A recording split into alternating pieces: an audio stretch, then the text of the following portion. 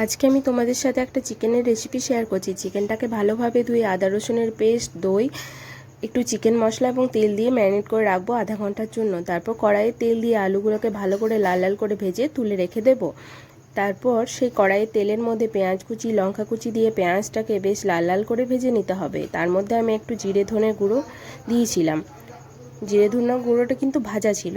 তারপর তার মধ্যে দিতে হবে সেই বাকি আদা রসুনের পেস্টটা, সেটা দিয়ে ভালো করে ভাজতে হবে এবং তার মধ্যে দিতে হবে টমেটো কুচিগুলো দেওয়ার পর ম্যারিনেট করা চিকেনটা দিয়ে দিতে হবে এবং ম্যারিনেট করা চিকেনটা দেওয়ার কিছুক্ষণ কষার পর দিতে হবে পরিমাণ মতো লবণ দেওয়ার পর ভালোভাবে একটু একটু গরম জল দিয়ে কষিয়ে নিতে হবে।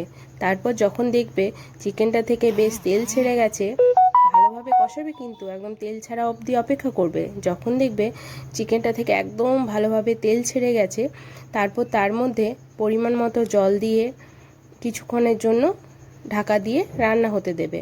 তারপর আবারও ঢাকা খুলে চিকেনটাকে ভালোভাবে কষাতে হবে। কষাতে তার মধ্যে দিয়ে দিতে হবে ভেজে রাখা আলুগুলো দিয়ে ভালোভাবে কষাতে হবে। আমি তার মধ্যে একটা গোটা রসুন ব্যবহার করেছি। তোমরা একবার রান্নায় গোটা রসুন ব্যবহার করে দেখো, বেশ ভালো লাগে কিন্তু।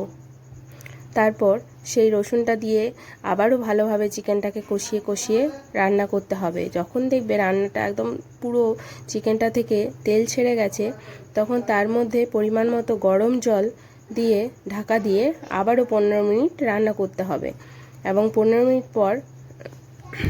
মিনিট পর যখন দেখবে চিকেনটা সেদ্ধ হয়ে গেছে, তখনই রেডি আমাদের চিকেন কষা। তোমরা একবার রান্না করে দেখো, এই রেসিপিটি বেশ ভালো হয় খেতে। তোমরা হয়তো হাতটা দেখে ভাবছো এই রান্নাটা আমি করিনি। হ্যাঁ, ঠিকই ধরেছো, রান্নাটা আমি করিনি, রান্নাটা করেছিল আমার বর। তোমরা কিন্তু জানিও কমেন্ট বক্সে আমার রেসিপিটি তোমাদের কেমন লাগলো।